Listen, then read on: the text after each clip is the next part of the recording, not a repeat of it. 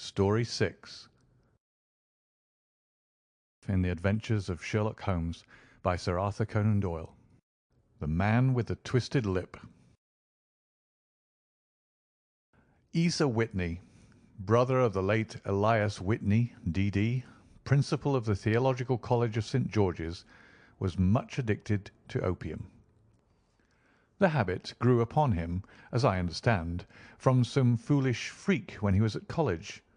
For having read De Quincey's description of his dreams and sensations, he had drenched his tobacco with laudanum in an attempt to produce the same effects. He found, as so many more have done, that the practice is easier to attain than to get rid of, and for many years he continued to be a slave to the drug, an object of mingled horror and pity to his friends and relatives. I can see him now, with yellow, pasty face, drooping lips, and pinpoint pupils, all huddled in a chair, the wreck and ruin of a noble man. One night, it was in June, '89, there came a ring to my bell, about the hour when a man gives his first yawn and glances at the clock. I sat up in my chair, and my wife laid her needlework down in her lap and made a little face of disappointment. "A patient," said she. "You'll have to go out." I groaned, for I was newly come back from a weary day. We heard the door open, a few hurried words, and then quick steps upon the linoleum. Our own door flew open, and a lady, clad in some dark coloured stuff with a black veil, entered the room. "You will excuse my calling so late," she began, and then suddenly losing her self-control, she ran forward, threw her arms about my wife's neck, and sobbed upon her shoulder. "Oh, I'm in such trouble!" she cried. "I do so want a little help." "Why?" said my wife, pulling up her veil. "It is Kate Whitney. How you startled me, Kate! I had not an idea who you were when you came in." "I didn't know what to do, so I came straight to you." That was always the way. Folk who were in grief came to my wife like birds to a lighthouse. "It was very sweet of you to come. Now you must have some wine and water, and sit here comfortably and tell us all about it. Or should you rather that I sent James off to bed?" "Oh, no, no. I want the doctor's advice and help too. It's about Isa. He has not been home for 2 days. I am so frightened about him." It was not the first time that she had spoken to us of her husband's trouble, to me as a doctor, to my wife as an old friend and school companion. We soothed and comforted her by such words as we could find. Did she know where her husband was? Was it possible that we could bring him back to her? It seems that it was. She had the surest information that of late he had, when the fit was on him, made use of an opium den in the farthest east of the city. Hitherto his orgies had always been confined to one day, and he had come back, twitching and shattered, in the evening. But now the spell had been upon him 48 hours, and he lay there, doubtless among the dregs of the docks, breathing in the poison or sleeping off the effects. There he was to be found, she was sure of it, at the Bar of Gold in Upper Swandam Lane. But what was she to do? How could she, a young and timid woman, make her way into such a place and pluck her husband out from among the ruffians who surrounded him? There was the case, and of course there was but one way out of it. Might I not escort her to this place? And then, as a second thought, why should she come at all?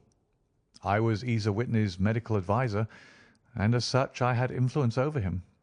I could manage it better if I were alone. I promised her on my word that I would send him home in a cab within 2 hours, if he were indeed at the address which she had given me.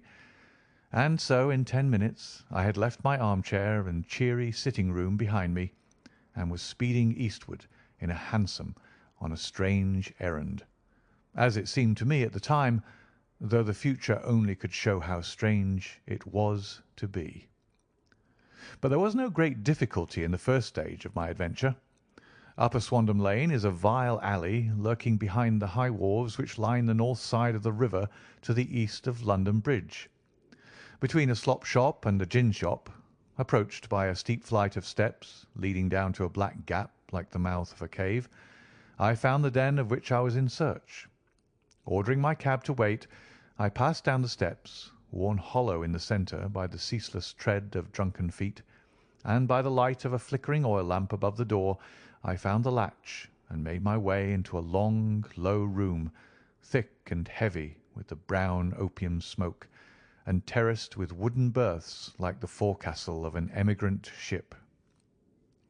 Through the gloom one could dimly catch a glimpse of bodies lying in strange, fantastic poses, bowed shoulders, bent knees, heads thrown back, and chins pointing upward, with here and there a dark, lack-lustre eye turned upon the newcomer. Out of the black shadows there glimmered little red circles of light, now bright, now faint, as the burning poison waxed or waned in the bowls of the metal pipes. The most lay silent, but some muttered to themselves and others talked together in a strange, low, monotonous voice, their conversation coming in gushes, and then suddenly tailing off into silence, each mumbling out his own thoughts and paying little heed to the words of his neighbour. At the farther end was a small brazier of burning charcoal, beside which, on a three-legged wooden stool, there sat a tall, thin old man, with his jaw resting upon his two fists and his elbows upon his knees, staring into the fire. As I entered, a sallow Malay attendant had hurried up with a pipe for me and a supply of the drug, beckoning me to an empty berth. "Thank you, I have not come to stay," said I. "There is a friend of mine here, Mr. Isa Whitney, and I wish to speak with him." There was a movement and an exclamation from my right, and peering through the gloom, I saw Whitney, pale, haggard, and unkempt, staring out at me. "My God, it's Watson," said he. He was in a pitiable state of reaction, with every nerve in a twitter. "I say, Watson, what o'clock is it?" "Nearly 11. "Of what day?" Friday, June 19th. "Good heavens! I thought it was Wednesday." "It is Wednesday. What do you want to frighten a chap for?" He sank his face onto his arms and began to sob in a high treble key. "I tell you that it is Friday, man. Your wife has been waiting this 2 days for you. You should be ashamed of yourself." "So I am. But you've got mixed, Watson, for I've only been here a few hours. 3 pipes, 4 pipes, I forgot how many. But I'll go home with you. I wouldn't frighten Kate. Poor little Kate. Give me your hand. Have you a cab?" "Yes, I have one waiting." "Then I shall go in it. But I must owe something. Find what I owe, Watson. I'm all off colour. I can do nothing for myself." I walked down the narrow passage between the double row of sleepers, holding my breath to keep out the vile, stupefying fumes of the drug, and looking about for the manager. As I passed the tall man who sat by the brazier, I felt a sudden pluck at my skirt, and a low voice whispered, "Walk past me, and then look back at me." The words fell quite distinctly upon my ear. I glanced down. They could only have come from the old man at my side. And yet he sat now as absorbed as ever, very thin, very wrinkled, bent with age, an opium pipe dangling down from beneath his knees as though it had dropped in sheer lassitude from his fingers. I took 2 steps forward and looked back. It took all my self-control to prevent me from breaking out into a cry of astonishment. He had turned his back so that none could see him but I. His form had filled out. His wrinkles were gone. The dull eyes had regained their fire, and there, sitting by the fire and grinning at my surprise, was none other than Sherlock Holmes. He made a slight motion to me to approach him, and instantly, as he turned his face half round to the company once more, subsided into a doddering, loose-lipped senility. "Holmes," I whispered, "what on earth are you doing in this den?" "As low as you can," he answered. "I have excellent ears. If you would have the great kindness to get rid of that sottish friend of yours, I should be exceedingly glad to have a little talk with you." "I have a cab outside." "Then pray send him home in it. You may safely trust him, for he appears to be too limp to get into any mischief. I should recommend you also to send a note by the cabman to your wife to say that you have thrown in your lot with me. If you will wait outside, I shall be with you in 5 minutes." It was difficult to refuse any of Sherlock Holmes's requests, for they are always so exceedingly definite, and put forward with such a quiet air of mastery. I felt, however, that when Whitney was once confined in the cab, my mission was practically accomplished. And for the rest, I could not wish anything better than to be associated with my friend in one of those singular adventures which were the normal condition of his existence. In a few minutes I had written my note, paid Whitney's bill, led him out to the cab, and seen him driven through the darkness. In a very short time a decrepit figure had emerged from the opium den, and I was walking down the street with Sherlock Holmes. For 2 streets he shuffled along with a bent back and an uncertain foot. Then, glancing quickly round, he straightened himself out and burst into a hearty fit of laughter. "I suppose, Watson," said he, "that you imagine that I have added opium smoking to cocaine injections, and all the other little weaknesses on which you have favoured me with your medical views." "I was certainly surprised to find you there." "But not more so than I to find you. I came to find a friend." "And I to find an enemy." "An enemy?" "Yes, one of my natural enemies, or shall I say, my natural prey. Briefly, Watson, I am in the midst of a very remarkable inquiry, and I have hoped to find a clue in the incoherent ramblings of these sots, as I have done before now. Had I been recognised in that den, my life would not have been worth an hour's purchase, for I have used it before now for my own purposes, and the rascally Lascar who runs it has sworn to have vengeance upon me. There is a trapdoor at the back of that building near the corner of Paul's Wharf, which could tell some strange tales of what has passed through it upon the moonless nights." "What? You don't mean bodies?" "Aye, bodies, Watson. We should be rich men if we had £1,000 for every poor devil who's been done to death in that den. It is the vilest murder trap on the whole riverside, and I fear that Neville St. Clair has entered it never to leave it more. But our trap should be here." He put his 2 forefingers between his teeth and whistled shrilly, a signal which was answered by a similar whistle from the distance, followed shortly by the rattle of wheels and the clink of horses' hoofs. "Now, Watson," said Holmes, as a tall dog-cart dashed up through the gloom, throwing out 2 golden tunnels of yellow light from its side lanterns, "you'll come with me, won't you?" "If I can be of use." "Oh, a trusty comrade is always of use, and a chronicler still more so. My room at the Cedars is a double-bedded one." "The Cedars?" "Yes, that is Mr. St. Clair's house. I am staying there while I conduct the inquiry." "Where is it, then?" "Near Lee, in Kent. We have a 7-mile drive before us." "But I'm all in the dark." "Of course you are. You'll know all about it presently. Jump up here. All right, John, we shall not need you. Here's £0.50. Look out for me to-morrow about 11. Give her head.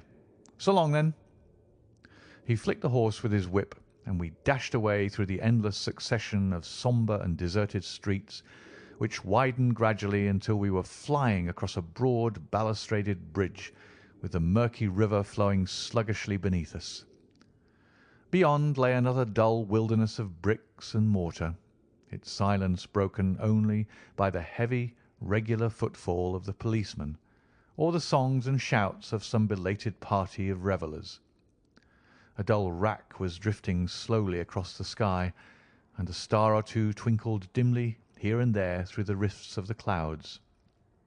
Holmes drove in silence, with his head sunk upon his breast, and the air of a man who is lost in thought, while I sat beside him, curious to learn what this new quest might be which seemed to tax his powers so sorely, and yet afraid to break in upon the current of his thoughts.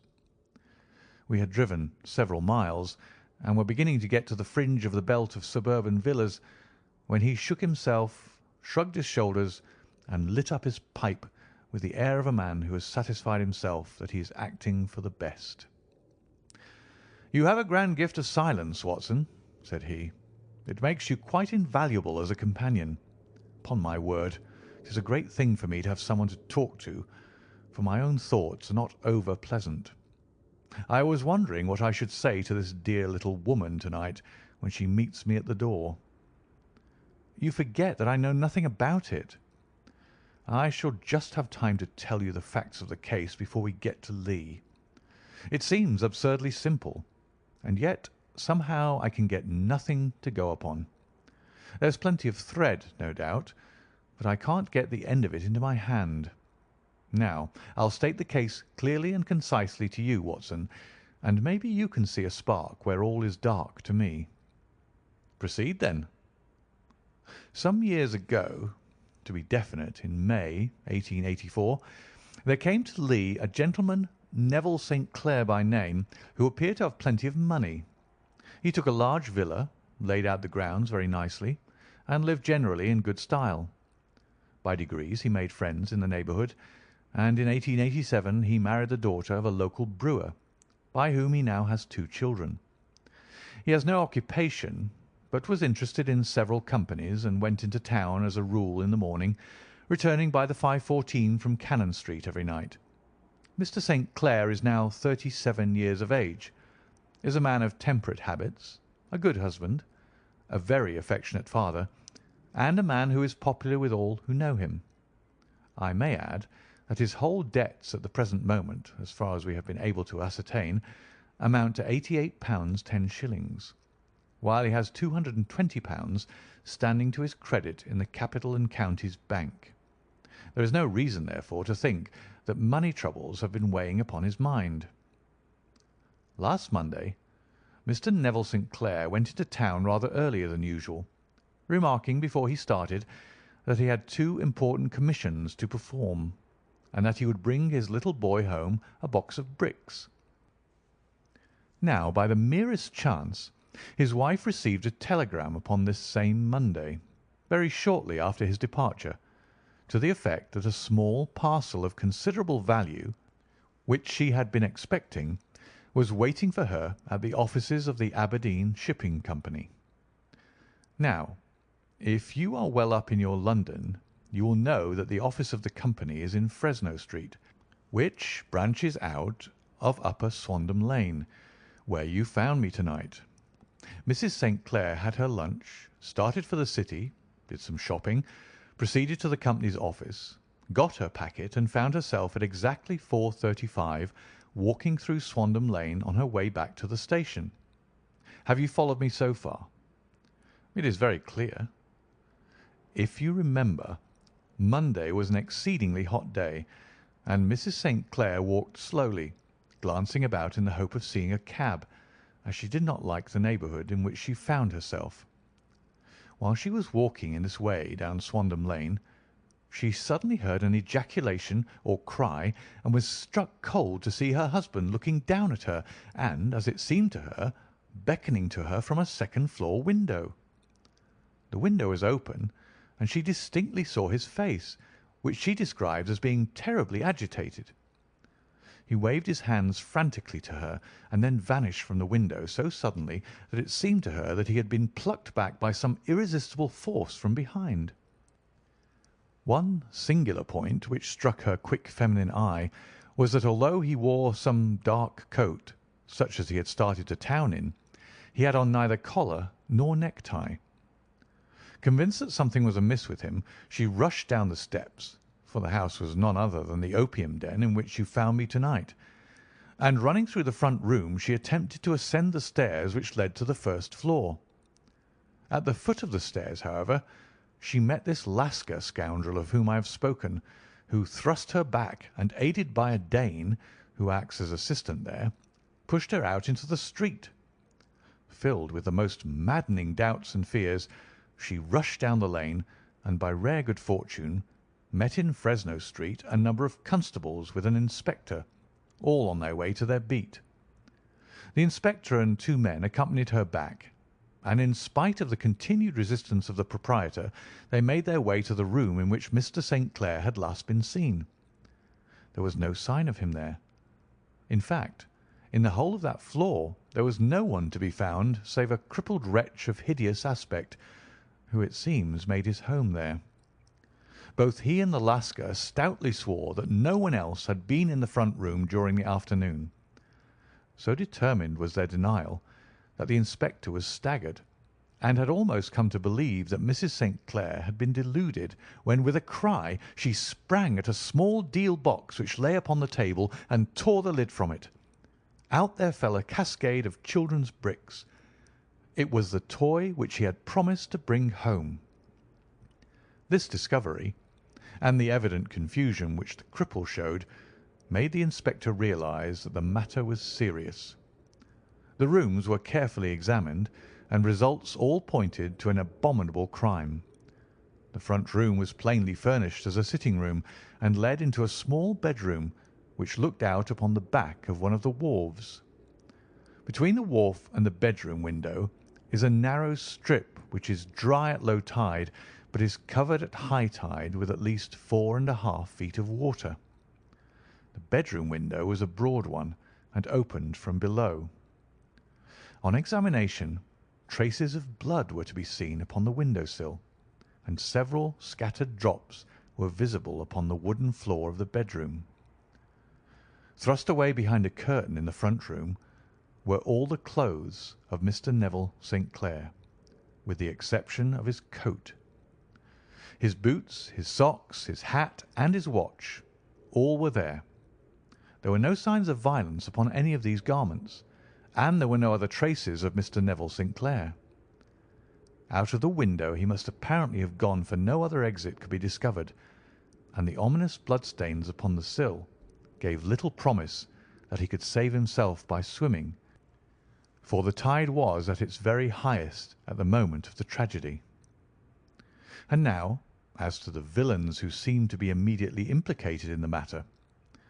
The Lascar was known to be a man of the vilest antecedents, but as, by Mrs. St. Clair's story, he was known to have been at the foot of the stair within a very few seconds of her husband's appearance at the window, he could hardly have been more than an accessory to the crime.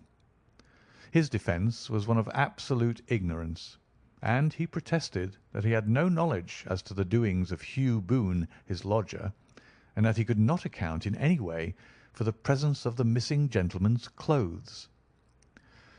So much for the Lascar manager. Now for the sinister cripple who lives upon the second floor of the opium den, and who was certainly the last human being whose eyes rested upon Neville St. Clair. His name is Hugh Boone, and his hideous face is one which is familiar to every man who goes much to the city. He is a professional beggar, though in order to avoid the police regulations he pretends to a small trade in wax vestas.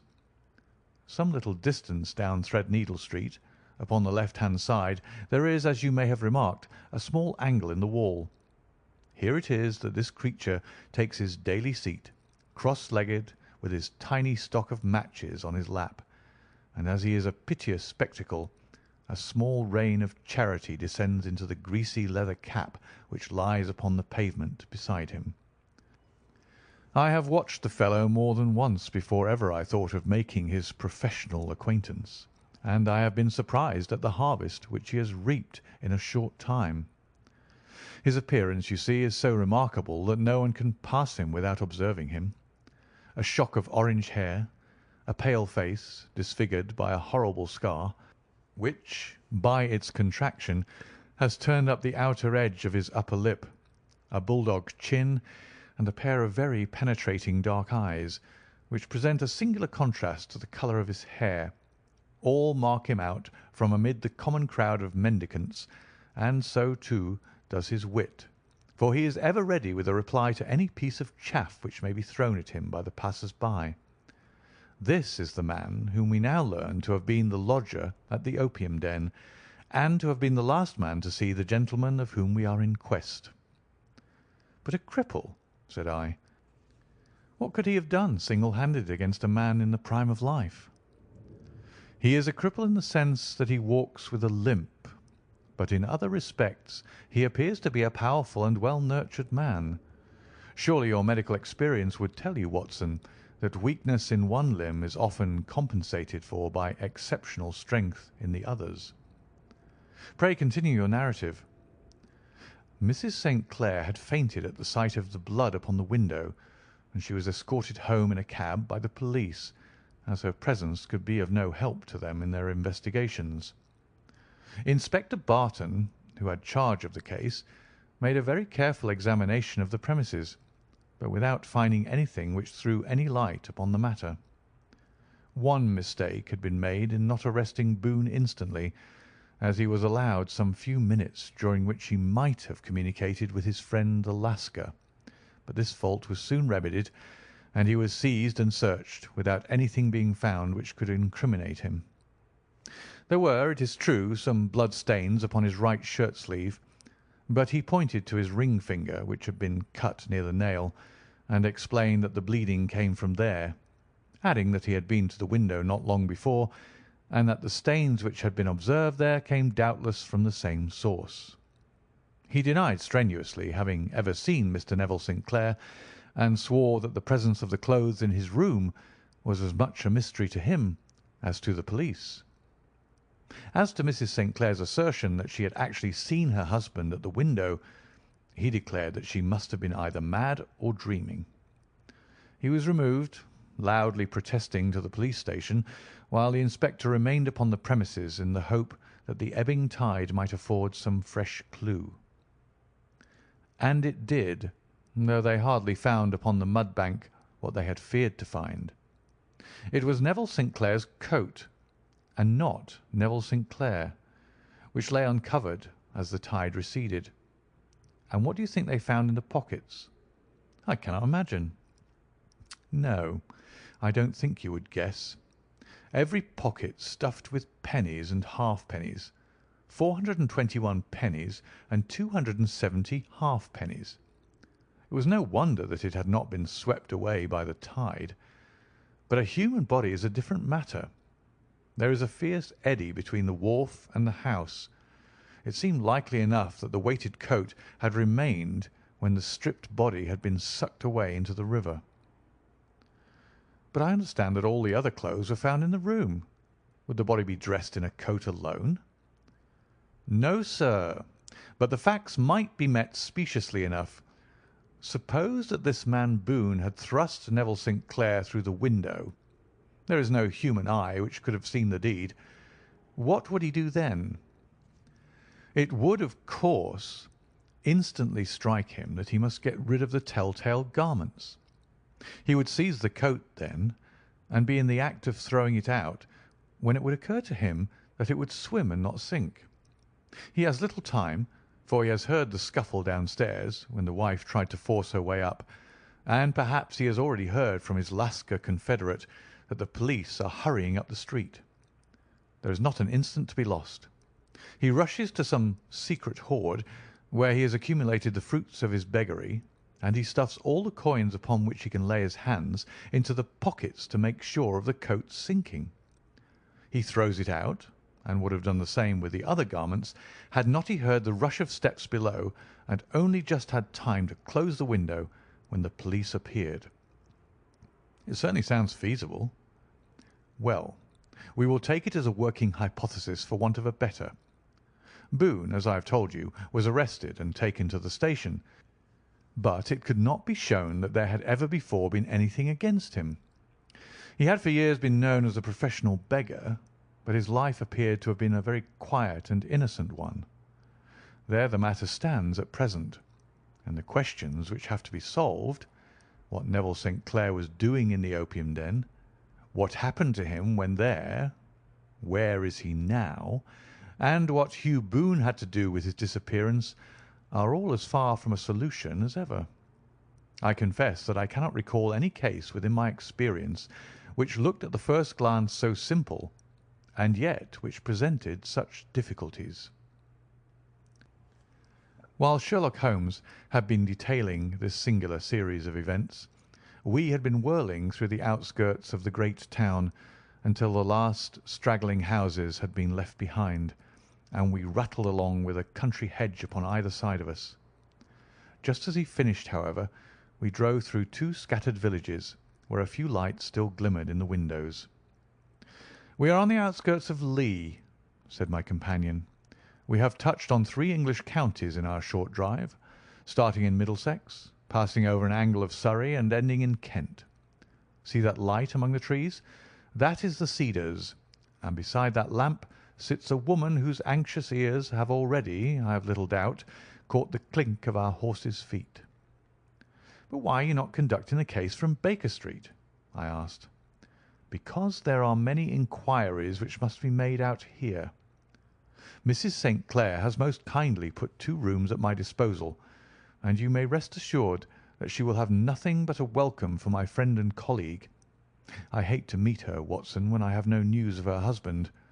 Here we are. Whoa there! Whoa!" We had pulled up in front of a large villa which stood within its own grounds. A stable boy had run out to the horse's head, and springing down, I followed Holmes up the small, winding gravel drive which led to the house. As we approached, the door flew open, and a little blonde woman stood in the opening, clad in some sort of light mousseline de soie, with a touch of fluffy pink chiffon at her neck and wrists.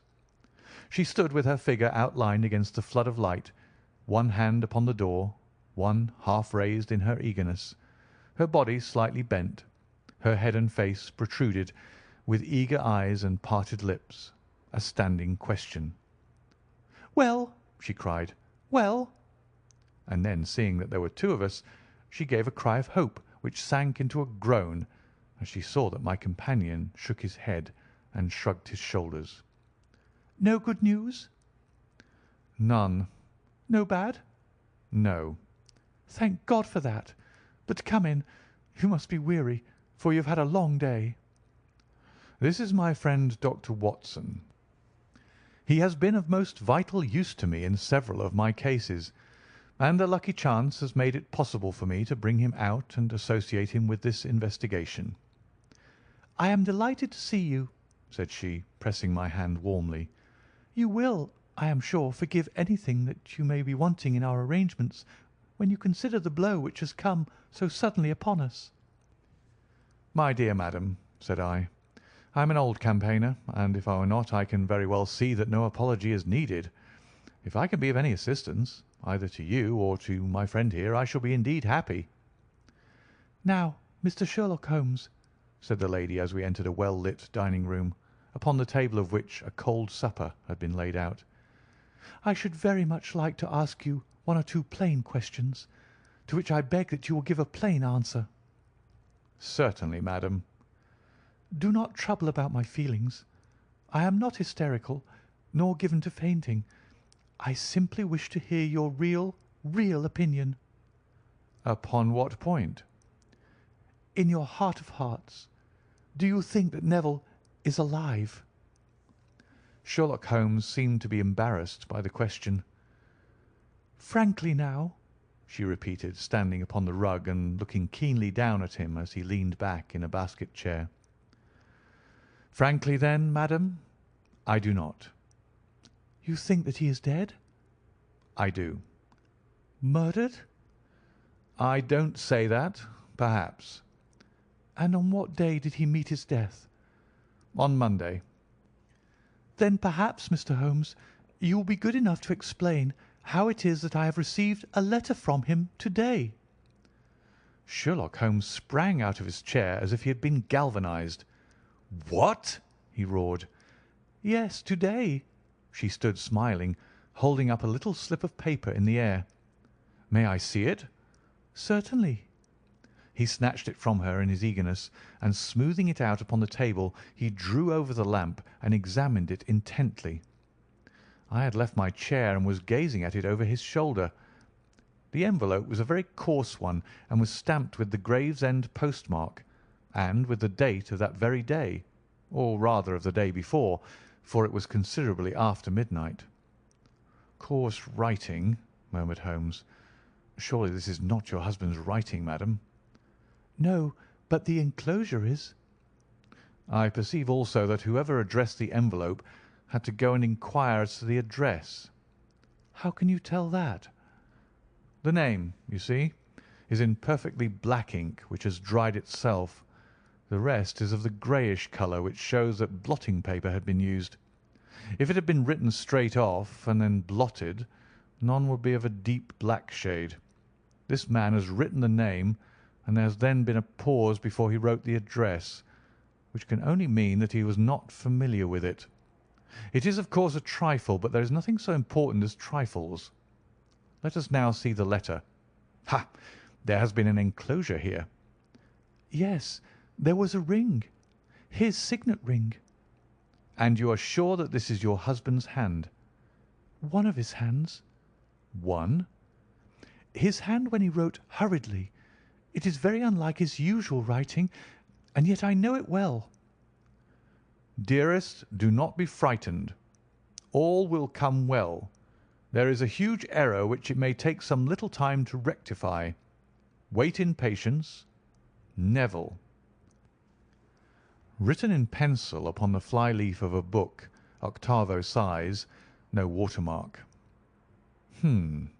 Posted to-day in Gravesend by a man with a dirty thumb. Ha! And the flap has been gummed, if I am not very much in error, by a person who had been chewing tobacco. And you have no doubt that it is your husband's hand, madam?" "None. Neville wrote those words." "And they were posted to-day at Gravesend. Well, Mrs. St. Clair, the clouds lighten, though I should not venture to say that the danger is over." "But he must be alive, Mr. Holmes." "Unless this is a clever forgery to put us on the wrong scent. The ring, after all, proves nothing. It may have been taken from him." "No, no, it is his very own writing." "Very well. It may, however, have been written on Monday and only posted to-day." "That is possible." "If so, much may have happened between." "Oh, you must not discourage me, Mr. Holmes. I know that all is well with him. There is so keen a sympathy between us that I should know if evil came upon him. On the very day that I saw him last, he cut himself in the bedroom, and yet I in the dining-room rushed upstairs instantly with the utmost certainty that something had happened. Do you think that I would respond to such a trifle and yet be ignorant of his death?" "I have seen too much to know that the impression of a woman may be more valuable than the conclusion of an analytical reasoner. And in this letter you certainly have a very strong piece of evidence to corroborate your view. But if your husband is alive and able to write letters, why should he remain away from you?" "I cannot imagine. It is unthinkable." "And on Monday he made no remarks before leaving you?" "No." "And you were surprised to see him in Swandam Lane?" "Very much so." "Was the window open?" "Yes." "Then he might have called to you?" "He might." "He only, as I understand, gave an inarticulate cry?" "Yes." "A call for help, you thought?" "Yes, he waved his hands." "But it might have been a cry of surprise. Astonishment at the unexpected sight of you might cause him to throw up his hands." "It is possible." "And you thought he was pulled back?" "He disappeared so suddenly." "He might have leapt back. You did not see anyone else in the room?" "No, but this horrible man confessed to having been there, and the Lascar was at the foot of the stairs." "Quite so. Your husband, as far as you could see, had his ordinary clothes on?" "But without his collar or tie. I distinctly saw his bare throat." "Had he ever spoken of Swandam Lane?" "Never." Had he ever showed any signs of having taken opium? Never. Thank you, Mrs. St. Clair. Those are the principal points about which I wish to be absolutely clear. We shall now have a little supper and then retire, for we may have a very busy day tomorrow. A large and comfortable double-bedded room had been placed at our disposal, and I was quickly between the sheets, for I was weary after my night of adventure. Sherlock Holmes was a man, however, who, when he had an unsolved problem upon his mind, would go for days and even a week without rest, turning it over, rearranging his facts, looking at it from every point of view until he had either fathomed it or convinced himself that his data were insufficient. It was soon evident to me that he was now preparing for an all-night sitting. He took off his coat and waistcoat, put on a large blue dressing-gown, and then wandered about the room, collecting pillows from his bed and cushions from the sofa and armchairs. With these he constructed a sort of Eastern divan, upon which he perched himself cross-legged, with an ounce of shag tobacco and a box of matches laid out in front of him. In the dim light of the lamp I saw him sitting there, an old briar pipe between his lips, his eyes fixed vacantly upon the corner of the ceiling, the blue smoke curling up from him, silent, motionless, with the light shining upon his strong-set aquiline features. So he sat as I dropped off to sleep, and so he sat when a sudden ejaculation caused me to wake up, and I found the summer sun shining into the apartment. The pipe was still between his lips, the smoke still curled upward, and the room was full of a dense tobacco haze, but nothing remained of the heap of shag which I had seen upon the previous night. "Awake, Watson?" he asked. "Yes." "Game for a morning drive?" "Certainly." "Then dress. No one is stirring yet, but I know where the stable boy sleeps, and we shall soon have the trap out." He chuckled to himself as he spoke, his eyes twinkled, and he seemed a different man to the sombre thinker of the previous night. As I dressed I glanced at my watch.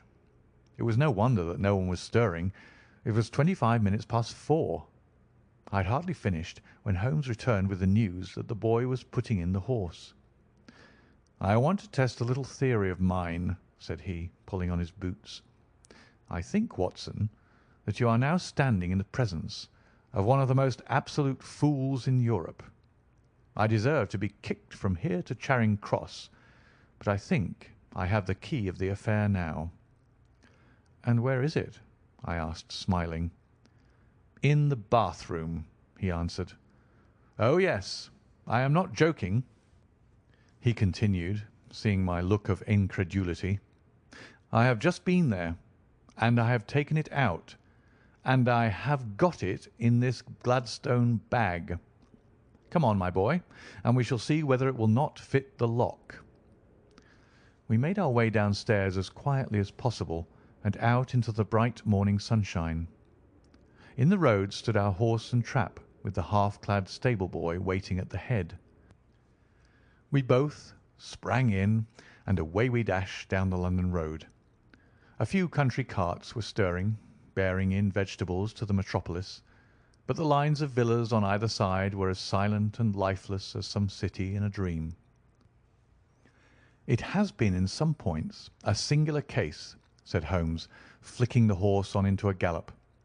"I confess that I have been as blind as a mole, but it is better to learn wisdom late than never to learn it at all." In town the earliest risers were just beginning to look sleepily from their windows as we drove through the streets of the Surrey side. Passing down the Waterloo Bridge Road, we crossed over the river, and dashing up Wellington Street, wheeled sharply to the right and found ourselves in Bow Street. Sherlock Holmes was well known to the force, and the two constables at the door saluted him. One of them held the horse's head, while the other led us in. "Who is on duty?" asked Holmes. "Inspector Bradstreet, sir." "Ah, Bradstreet. How are you?" A tall, stout official had come down the stone-flagged passage in a peaked cap and frogged jacket. "I wish to have a quiet word with you, Bradstreet." "Certainly, Mr. Holmes. Step into my room here." It was a small office-like room with a huge ledger upon the table and a telephone projecting from the wall. The inspector sat down at his desk. "What can I do for you, Mr. Holmes?" "I called about that beggarman Boone, the one who was charged with being concerned in the disappearance of Mr. Neville St. Clair of Lee." "Yes, he was brought up and remanded for further inquiries." "So I heard. You have him here?" "In the cells." "Is he quiet?" "Oh, he gives no trouble, but he is a dirty scoundrel." "Dirty?" "Yes, it's all we can do to make him wash his hands, and his face is as black as a tinker's. Well, once his case has been settled, he'll have a regular prison bath, and I think, if you saw him, you'd agree with me that he needed it." "I should like to see him very much." "Would you? That's easily done. Come this way. You can leave your bag." "No, I think that I'll take it." "Very good. Come this way, if you please." He led us down a passage, opened a barred door, passed down a winding stair, and brought us to a whitewashed corridor with a line of doors on each side. "The third on the right is his," said the inspector. "Here it is." He quietly shot back a panel in the upper part of the door and glanced through. "He is asleep," said he. "You can see him very well." We both put our eyes to the grating. The prisoner lay with his face towards us, in a very deep sleep, breathing slowly and heavily. He was a middle-sized man, coarsely clad as becoming his calling, with a coloured shirt protruding through the rent in his tattered coat. He was, as the inspector had said, extremely dirty, but the grime which covered his face could not conceal its repulsive ugliness. A broad weal from an old scar ran right across it from eye to chin, and by its contraction had turned up one side of the upper lip, so that 3 teeth were exposed in a perpetual snarl. A shock of very bright red hair grew low over his eyes and forehead. "He's a beauty, isn't he?" said the inspector. "He certainly needs a wash," remarked Holmes. "I had an idea that he might, and I took the liberty of bringing the tools with me." He opened the Gladstone bag as he spoke, and took out, to my astonishment, a very large bath sponge. He! You are a funny one," chuckled the inspector. "Now, if you will have the great goodness to open that door very quietly, we will soon make him cut a much more respectable figure." "Well, I don't know why not," said the inspector. "He doesn't look a credit to the Bow Street cells, does he?" He slipped his key into the lock, and we all very quietly entered the cell. The sleeper half turned and then settled down once more into a deep slumber. Holmes stooped to the water jug, moistened his sponge, and then rubbed it twice vigorously across and down the prisoner's face. "Let me introduce you," he shouted, "to Mr. Neville St. Clair of Lee in the county of Kent." Never in my life have I seen such a sight. The man's face peeled off under the sponge like the bark from a tree. Gone was the coarse brown tint. Gone, too, was the horrid scar which had seamed it across and the twisted lip which had given the repulsive sneer to the face.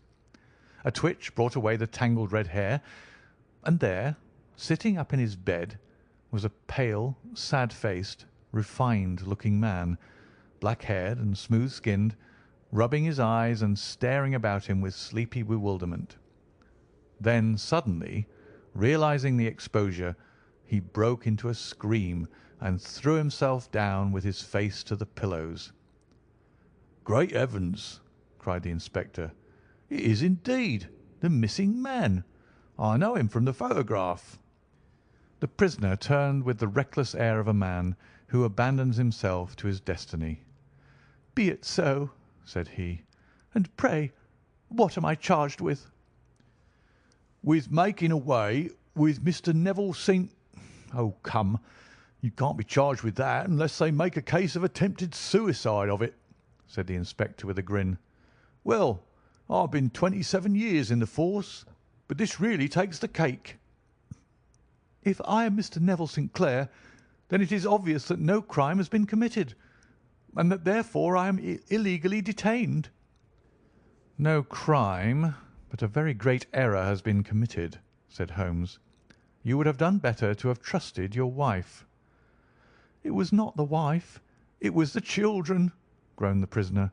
"God help me! I would not have had them ashamed of their father. My God, what an exposure! What can I do?"